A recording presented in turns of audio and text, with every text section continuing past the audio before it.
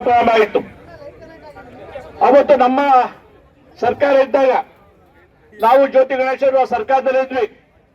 ಅವತ್ತು 600 ಕೋಟಿ ಅನುದಾನ ಬಿಡುಗಡೆ ಮಾಡಿ ಯಕ್ಷೋತ್ಸವ ಮಾಡಕ್ಕೆ ಅಂತೇಳಿ ಅವತ್ತು ಹಿಂದಿನ ಸರ್ಕಾರದಲ್ಲಿ ಆರ್ಡರ್ ಪಾಸ್ ಮಾಡಿದ್ರು.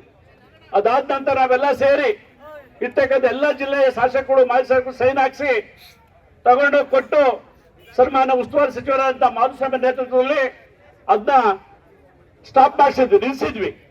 ಅದಾದ ನಂತರ ಅದೇ ದುಡ್ಡು 1,000 ಕೋಟಿನ ನಮ್ಮ ನಿಕಟವಾದ ಮುಖ್ಯಮಂತ್ರಿಗಳು ಯಡಿಯೂರಪ್ಪರು ಹಾಕಿ ಆ ಚಾಲನ ಅಗಲೀಕರಣ ಮಾಡೋದಿತ್ತೊಳಗೆ ಪೈಪ್ ಲೈನ್ ಕೊಡಲ್ಲ ಅಂತ ಹೇಳಿದ್ರು. ಅವತ್ತು ನಿಂತಿತ್ತು.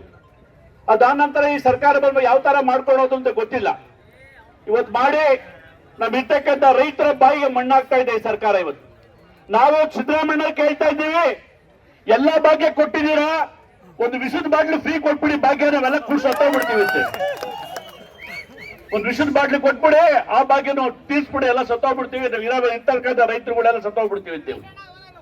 ಇವತ್ತು ಯಾವ ತರ ಮಾಡ್ತಾ ಇದ್ದೀರಿ? ಇವತ್ತು ಎಷ್ಟು ಗಿಡಗಳು ಹೋಗ್ತಾ ಇದೆ, ಎಷ್ಟು ಮರ ಹೋಗ್ತಾ ಇದೆ.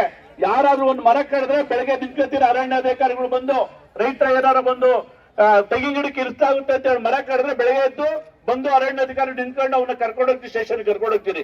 ಅವ್ನು ಗಾಡಿ ಸೀಟ್ ಮಾಡ್ತೀರಿ, ಟ್ರ್ಯಾಕ್ಟರ್ ಸೀಟ್ ಮಾಡ್ತೀರಾ. ಇವತ್ತಿಷ್ಟು ಬರೀ ಮರ ಕಡಿತಾ ಇದ್ರೆ ಯಾಕೆ ತಾವೆಲ್ಲ ಅರಣ್ಯಾಧಿಕಾರಿ ಬಂದಿಲ್ಲ? ಯಾಕೆ ಈ ಕಡೆ ಗಮನ ಹರಿಸಿಲ್ಲ ನೀವು? ಈಗ ಸ್ವಲ್ಪ ಇವರೆಲ್ಲ ಇದಾರೆ, ಪೊಲೀಸ್ ಆಫೀಸರ್ಗಳು ಇದಾರೆ, ಅವ್ರಿಗೆ ಏನು